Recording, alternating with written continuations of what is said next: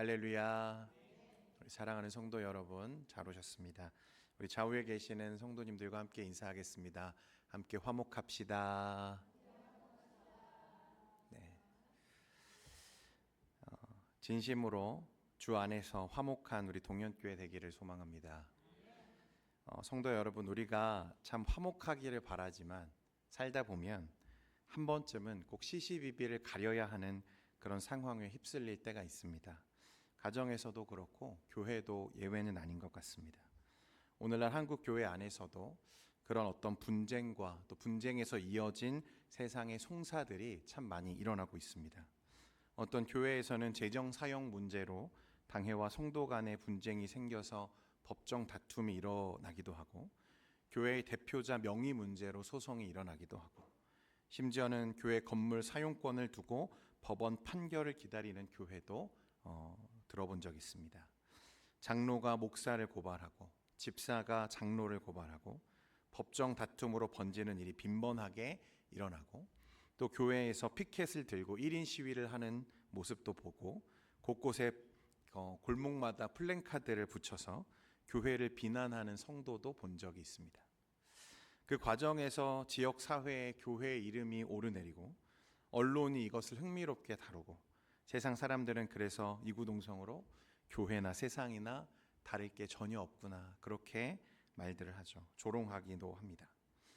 여러분, 오늘 우리가 함께 살펴봐야 하는 고린도전서 6장 1절부터 11절 말씀은 교회 안에서 발생할 분쟁을 세상 법정으로 가져간 고린도 교회의 성도들의 이 송사 문제를 다루고 있는 본문입니다. 분쟁이 일어나는 것도 사실은 문제이지만 더 심각한 것은 교회가 이 문제를 세상의 법정에 가져가서 판결을 받으려 했다는 사실 때문에 더 충격인 거죠. 그래서 바울은 오늘 말씀에 분쟁 자체를 비난하기보다는 그 분쟁을 어떤 방식으로 다루는지가 복음의 정체성과 깊이 연관되어 있다는 것을 우리에게 말씀하고 있습니다. 그러니까 분쟁 자체가 문제가 아니라 분쟁을 다루어내는 우리의 실력이 더 중요하다는 거죠. 교회 안에 다툼이 일어나는 것, 여러분 사실 현실적으로 피해갈 수 없는 문제들인 것 같습니다. 서로가 생각하는 것도 많이 다르고 또 추구하는 방향도 다를 수 있고, 그러다 보니까 우리 안에 또 분쟁이 일어날 때가 있죠. 완전하지 않다는 것입니다. 그러나 문제는 그 분쟁을 어떤 원리로 또 어떤 기준으로 우리가 또 해결해 가고 다루어 갈 것이냐, 이게 중요한 거죠. 바울은 세상의 법정에 나아가서 교회의 분쟁을 판결받으려고 했던 고린도 교회 성도들을 향해서 뭐라고 지적하냐면 너희가 복음의 본질을 잃었다고 지적하고 있는 것입니다. 왜냐하면 교회는 세상의 기준으로 문제를 해결하는 것이 아니라 복음의 원리로 분쟁을 다루는 공동체이기 때문에 그렇습니다. 오늘 이 말씀을 통해서 교회가 어떤 곳인지, 또 성도는 세상 앞에서 어떤 삶을 살아야 하는지, 또 갈등을 다룰 때 우리가 복음을 어떻게 지켜나가야 하는지에 대해서 깨닫게 되는 시간 되기를 소망합니다. 이제 1절 말씀에 보니까요, 이렇게 말씀합니다. 너희 중에 누가 다른 이와 더불어 다툼이 있는데 구태여 불의한 자들 앞에서 고발하고 성도 앞에서 하지 아니하느냐. 바울은 지금 고린도 교회 안에 일어난 구체적인 사건 하나를 언급하고 있는데요, 성도들 사이에 어떤 문제가 일어난 것 같아요. 아마도 재산이나 권리에 대한 분쟁이 생겼고, 그것을 어디로 가져갔냐면 세상의 법정에 가져가서 지금 판결을 받는 일이 있었다는 것입니다. 이 일을 바울은 몹시 부끄러운 일로 여기고 복음에 어긋난 일로 단호히 지금 꾸짖고 있는 거죠. 당시 고린도는요, 로마 제국의 식민 도시죠. 철저히 로마화되어 있는 장소였습니다. 법정은 흔히 공공장소, 이제 중앙 광장에서 이 법정이 열렸는데, 이 판결들은 대부분 정의를 실현하는 어떤 목적이 아니라 사회적 계층과 재력에 따라서 결과가 달라지는 구조였다는 거죠. 다시 말해서 돈 있고 권력 있는 자가 유리하고, 법에서는 정의보다 개인의 이익을 위한 수단으로 오용될 수 있는 그 충분한 여지가 있는 그런 사회적인 상황이었다는 것입니다. 정의롭고 진실한 판단을 기대하기 힘든 상황이라는 거죠. 그래서 오늘 바울도 구태여 불의한 자들 앞에서 고발하고라고 말하는 것입니다. 또한 고린도인들에게는 소송을 통해서 명예를 쌓아가는 그런 문화가 있었다고 해요. 누군가를 법정에 세우고 그를 이기는 것은 단지 물질적 손해를 보상받는 수준이 아니라 자신의 우월함을 사회에 과시하는 방법이기도 했다는 것입니다. 바로 이런 문화 속에서 교회 안에 일어난 분쟁을 성도들이 복음을 따르는 자들이 서로를 고소하며 세상 법정에 세우고 지금 그렇게 판결을 받고 있는 거예요. 말씀에 자세히 보면 바울은 단순히 너희가 소송했다라고 하는 행위 자체만을 문제 삼는 것이 아니라 그는 왜 그것이 교회의 정체성과 복음의 본질을 해치는 일인지를 이제 우리에게 계속 말씀하는 거죠. 그래서 계속되는 말씀에 보면 불의한 자들 앞에서 송사하고 성도 앞에서 하지 않았느냐라고 말하기도 하고 너희가 성도를 판단할 자격이 없느냐라고 묻기도 합니다. 이렇게 묻는 거죠. 너희가 하나님의 나라를 상속받은 자들이라면 왜 그 문제를 복음의 질서 안에서 다루지 않고 하나님을 알지 못하는 저 악한 세상의 법정에 나아가서 그 판결을 맡기고 있느냐고 묻는 것입니다. 성도 여러분, 교회는 그리고 성도는 이 세상 사람들과 전혀 다른 판단 기준을 가진 사람들입니다. 우리의 기준은요, 이익과 명예가 아니라 십자가의 사랑과 복음이 그 기준이죠. 그래서 세상에서는 누가 이겼는지를 더 중요하게 다루지만 하나님은 누가 더 사랑했는지를 더 중요하게 다루십니다. 세상에는 누가 더 가졌는지를 주로 보지만 복음은 누가 더 낮아졌는지를 주로 보는 것이죠. 교회는 그래서 세상과 다른 것입니다. 당시 고린도 교회 또 그 지역 고린도 사회는 이 권력 중심적이었고 사회적 배경이나 지위가 판단의 기준이 되는 상황이었죠.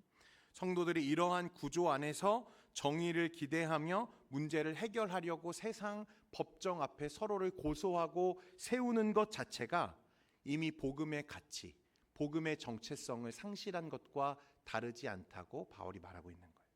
왜냐하면 하나님의 말씀이라고 하는 복음적인 기준을 어디 아래에 두는 거죠? 세상 법정의 판단 아래에 지금 두고 있는 것입니다. 하나님의 말씀의 권위와 기준을 세상 아래로 끌어내리는 거예요. 사람들 아래로 끌어내리는 것입니다. 하나님의 권위, 말씀의 권위를 세상의 그 악한 법정의 기준보다 못한 것으로 여기고 있는 너희들은 도대체 어디에 속한 자들이냐라고 묻고 있는 거죠. 바울이 불의한 자들 앞에서 송사한다고 말한 것도 단지 그들이 어떤 판사, 세상의 판사이기 때문이 아니라 그들이 하나님을 모르는 자들이기 때문에 그렇게 말하고 있는 것입니다. 교회와 성도 안에 일어나는 분쟁들은요, 세상의 기준과 법적 기준으로는 판단될 수 없는 일들이 참 많습니다. 왜냐하면 우리 예수 믿는 사람들은 삶의 방향과 목적이 세상의 그것과 완전히 다르기 때문에 그렇습니다. 그러므로 사랑하는 성도 여러분, 믿음의 사람들은 그 문제, 그 분쟁을 다루는 방식도 세상과는 조금 달라야 하는 거죠. 평소에는 은혜 하다가 문제만 생기면 세상의 기준을 가지고 와서 서로를 정죄하고 세상의 잣대를 들이대는 그런 방식은 교회답지도 않고 성도답지도 않다는 것입니다.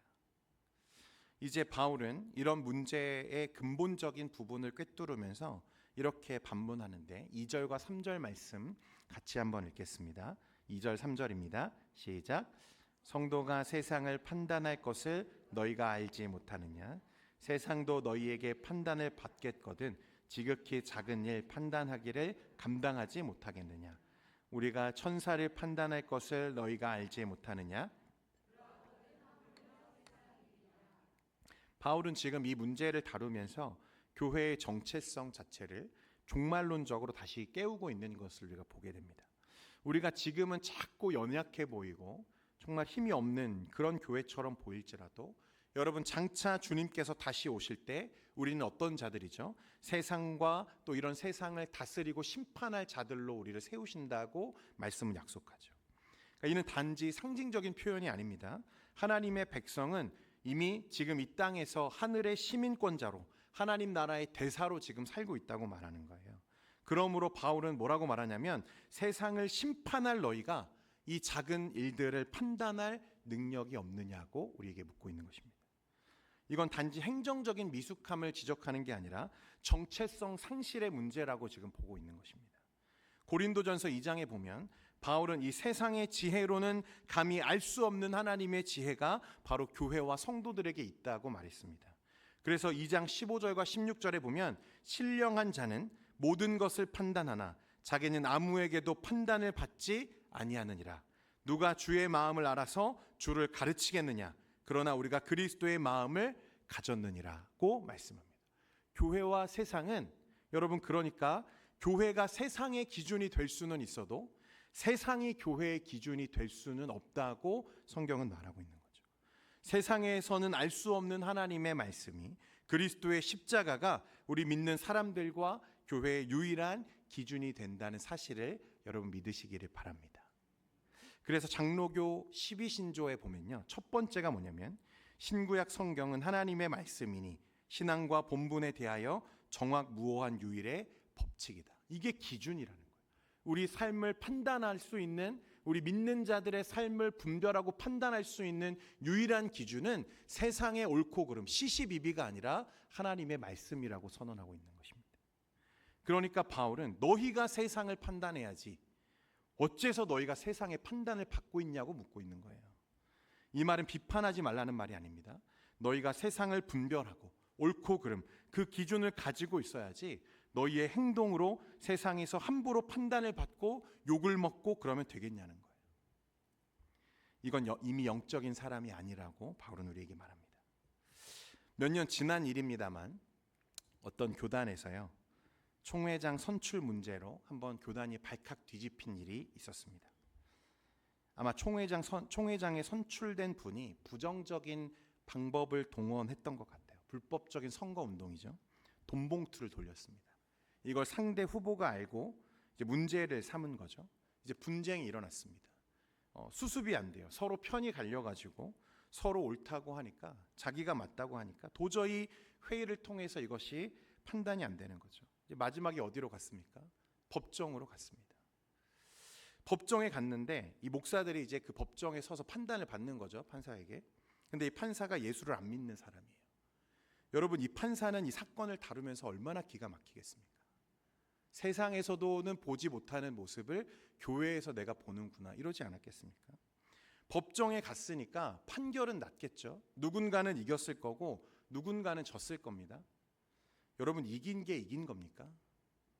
여러분, 진 게 진 겁니까? 이미 교회는, 공동체는 풍비박산이 나고 세상의 조롱거리가 되죠. 하나님의 말씀과 그 권위는 짓밟히고 세상의 조롱거리가 되는 것입니다. 교회를 판단하고 분별할 권한과 능력은 세상 법정에 있는 것이 아닙니다. 개혁주의 교회로는요, 이 점을 분명하게 명시합니다. 웨스트민스터 신앙고백서 제30장에 보면 교회는 하나님의 말씀에 따라 죄를 징계하고 회개를 권면하며 공동체의 순결과 연합을 지키는 권세를 위임받은 공동체이다, 이렇게 명시하고 있습니다. 목회자의 권력이나 당회의 행정력을 믿으라는 게 아닙니다. 여러분, 그리스도께서 몸된, 그리스도의 몸된 교회에 주신 영적인 통치의 권위를 인정하라고 말씀하고 있는 거예요. 교회는 예배만 드리는 공간이 아니라 삶의 분쟁과 죄의 갈등, 이것을 복음적으로 해결해 나가는 실제적인 구속 공동체라는 사실을 우리가 기억해야 됩니다. 따라서 성도는 교회 안에서 일어난 분쟁은 세상 법정보다 하나님 앞에서 질서 가운데 세워져야 한다는 것을 말하는 거예요. 바울은 교회가 연약하다고 해서 세상의 판단을 넘기는 것을 비판합니다. 그러면 우리가 교회의 판단을 인정하려면 어떤 자세가 필요한가? 복음의 눈으로 문제를 바라볼 수 있는 그런 연습이 우리에게 필요한 거죠. 우리는 늘 합리적인 것, 옳고 그른 것을 따지는 걸 너무 좋아합니다. 여러분, 물론 중요한 부분이 있죠. 그런데 그것보다 더 중요한 것은 때론 이것이 과연 예수님이 기뻐하실 일인가를 염두에 둘 수 있어야 된다는 거예요. 이게 세상과 교회가 다른 거죠. 세상은 옳고 그른 것, 그것을 기준에 따라서 판결하면 끝입니다. 그러나 교회는 그런 식으로 판단될 수가 없다는 거예요. 또 자신을 복음 안에서 돌아보는 겸손이 꼭 필요한 거죠. 내가 옳다고 하는 주장보다 혹시 내 옳다고 하는 이 주장을 통해서 내가 하나님의 영광을 가릴 수 있지 않을까라고 하는 것을 성찰할 필요가 있다는 것입니다. 그래서 교회에 주신 하나님의 권위와 질서를 믿고 때로는 내가 맞는 것 같아도 내가 옳은 것 같아도 그것을 주장하기보다는 침묵해야 될 때가 있는 거죠. 오늘날 많은 사람들이 교회가 그것을 판단할 자격이 있어? 이렇게 묻습니다. 그렇게 묻는 데에는 교회가 그렇게 신뢰할 만한 곳이야? 라고 묻는 거죠. 의문을 제기하는 것입니다. 물론 우리는 연약하죠. 우리는 지혜롭지도 못합니다. 이 땅의 교회들은 문제가 있고 늘 분쟁에 휩싸이죠.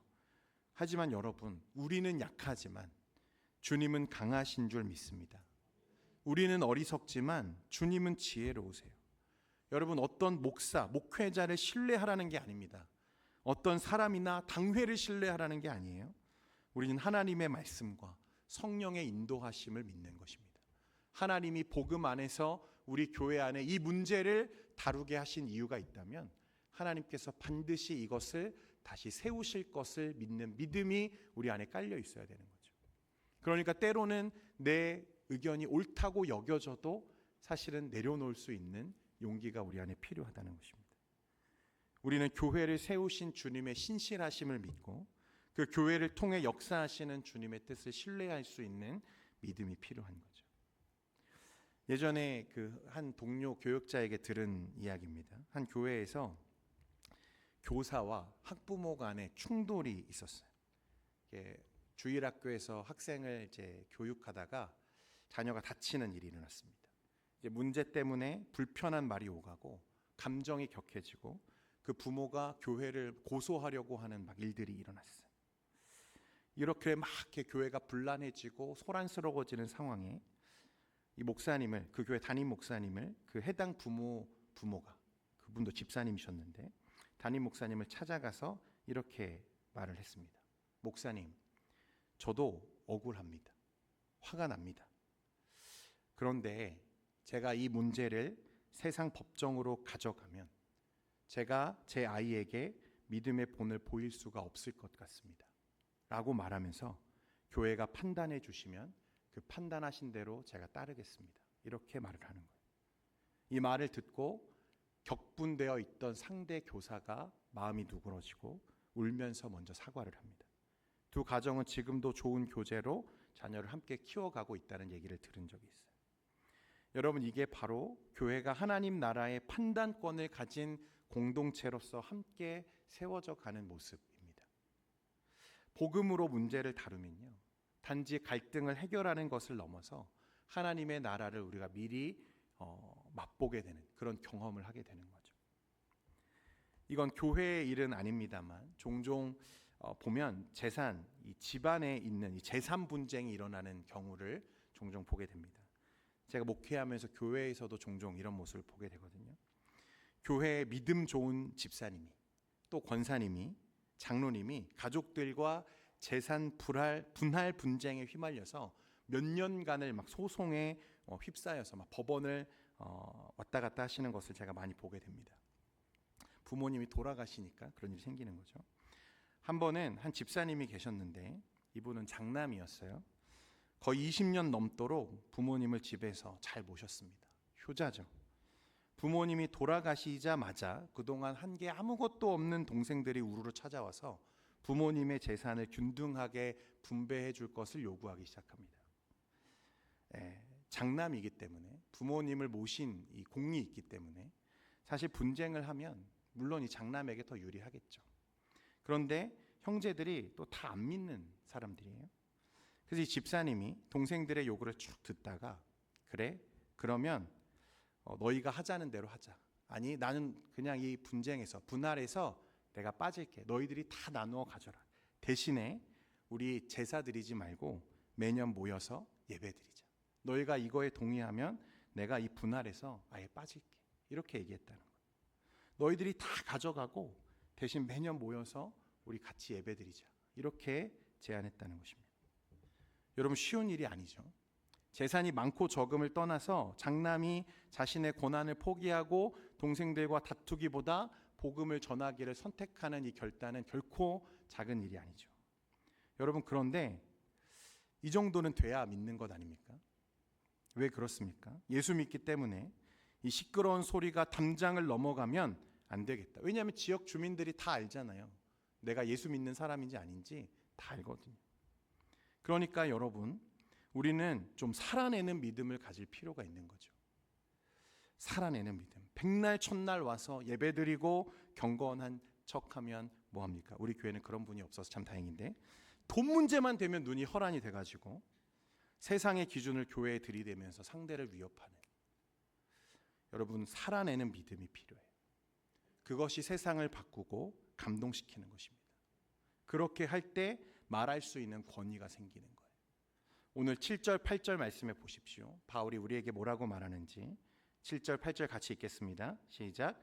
너희가 피차 고발함으로 너희 가운데 이미 뚜렷한 허물이 있나니 차라리 불의를 당하는 것이 낫지 아니하며 차라리 속는 것이 낫지 아니하냐. 너희는 불의를 행하고 속이는구나. 그는 너의 형제로다. 그는 너의 무엇이로다? 형제로다. 여러분, 이기는 게 아닙니다. 여러분, 진다고 해서 지는 게 아닙니다. 그가 우리의 형제라고 말씀하죠. 세상은 손해를 보는 것을 어리석다 하고 속는 자를 실패한 사람이라고 말할지 모르겠습니다. 그러나 바울은 그리스도인이라면, 네가 믿음 안에 있다면 차라리 손해를 감수하고라도 하나됨을 택해야 된다고 말씀하고 있는 거예요. 왜냐하면 그리스도인의 삶은 자기 권리를 지키는 데 목적이 있는 게 아니라 복음의 명예를 지키는 데 우리의 목적이 있는 것입니다. 여러분, 예수님이 그러셨잖아요. 예수님은 십자가를 지실 이유가 하나도 없으시죠. 예수님은 죽으셔야 할 이유가 없어요. 그런데 죄 없으신 예수님이 죄인으로 몰리시고 진리 자체이신 분이 거짓 증인들에게 정죄당하셨죠. 온 세상을 창조하신 하나님의 아들이 십자가 위에서 대신 죽어주셨습니다. 그 모든 상황에서 주님은 손해보셨고요, 침묵하셨어요. 왜냐하면 저와 여러분을 한 가족으로 부르시기 위함이었습니다. 그렇다면 우리가 만약 주님을 따르는 자들이라면 복음을 위해서 때로는 내 억울함을 조금 감수할 수 있어야 되고, 복음을 드러내기 위해서라면 이길 수 있는 싸움에서 일부러 져줄 줄 아는 것도 사실 믿음의 자세 아니겠습니까? 사랑하는 성도 여러분, 세상은 내가 옳다 그렇게 강하게 외치는 자들이 이기는 곳이죠. 목소리 큰 사람이 늘 이기더라고요. 막 소리 지르면 안 될 것도 되고 그렇습니다. 그러나 교회는 주님이 드러나셨다는 말을 남기는 사람이 최고로 여겨지는 곳이어야 됩니다. 세상은 자기 명예를 지키기 위해서 싸우지만 성도는 그리스도의 명예를 지키기 위해서 사는 것입니다. 저와 여러분이 그런 성도, 그런 교회 되기를 소망합니다. 이어서 바울이요, 아주 의미 있고 무서운 선언을 하나 하는데요, 9절과 10절 말씀입니다. 9절 10절 말씀 같이 읽겠습니다. 시작. 불의한 자가 하나님의 나라를 유업으로 받지 못할 줄을 알지 못하느냐. 미혹을 받지 말라. 음행하는 자나 우상 숭배하는 자나 남색하는 자나 도적이나 탐욕을 부리는 자나 술 취하는 자나 모욕하는 자나 속여 빼앗는 자들은 하나님의 나라를 유업으로 받지 못하리라. 간음, 도적, 남색, 탐욕, 술 취하는 자, 모욕하는 자. 여러분, 이런 것은 당시 고린도 지역에 흔하게 일어나던 일상들이었습니다. 세상의 모습들이죠. 그런데 바울은 뭐라고 말하냐면 이런 자들은 하나님의 나라를 유업으로 받지 못했다고 말합니다. 쉽게 말하면 천국 못 간다는 소리입니다. 고린도는 번영과 쾌락, 자유를 추구하는 항구 도시죠. 신전 매춘과 술 취함, 사치와 도박이 일상처럼 행해지던 곳이었습니다. 그런데 그런 가운데 이제 복음을 들은 자들이 있는 거죠. 그 죄의 문화 속에 있던 자들이 나와서 교회로 들어왔고 그들을 성도라고 지금 부르고 있는 것입니다. 바울이 11절에 보면 아주 중요한 말을 하는데 너희 중에 이와 같은 자들이 있더니 그랬습니다. 예전에 너희들도 그런 자들이었다는 거죠. 그들의 과거를 바울이 너무 잘 알고 있는 거예요. 실제로는 너희가 이런 죄 가운데 살면서 그것이 죄라는 것조차 알지 못하고 살았던 자들 아니냐, 그렇게 말하는 거죠. 그러나 바울은 이어서 놀라운 선언을 합니다. 11절 말씀 같이 한번 읽겠습니다. 11절입니다. 시작. 너희 중에 이와 같은 자들이 있더니 주 예수 그리스도의 이름과 우리 하나님의 성령 안에서 씻음과 거룩함과 의롭다 하심을 받았느니라. 아멘. 씻음과 거룩함과 의롭다 하심을 받았느니라. 이 세 단어가 모두 완료형입니다. 그러니까 이미 다 이루어진 일이라는 거예요. 너희들은 이미 씻겼고 거룩함을 받았고 의롭다 하심을 받았다고 바울이 선언합니다.